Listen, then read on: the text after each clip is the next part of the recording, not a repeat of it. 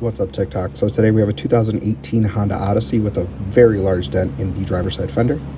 There's a lot going on here. Let's go ahead and wipe it down for you guys and clean that panel for you.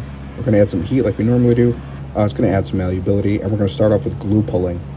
This is just to get some of that metal moving. We're starting with the body line there. And we're going to also relieve pressure as we're doing this by knocking down with that hammer. So a lot of glue pulling just to get the metal moving and get some overall shape back to the dent.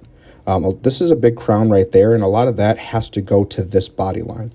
So we're moving this back and forth by pushing, pulling, and knocking down to reshape this entire panel back to its original shape. We're now going to start with our pushes here. We have great access to this fender through the bottom and through the top through the engine bay there. Here I'm just using a flat bar with a soft tip, and here I'm using a double bend from Ultra Dent tools with a soft tip as well to go ahead and push. And I'm going to give you a little close-up of what that looks like as we're pushing on the dent. And we're going to go ahead and clean this all up right here, this little section. And there you have it. 2018 Honda Odyssey, the large dent on the fender, now removed with paintless dent repair.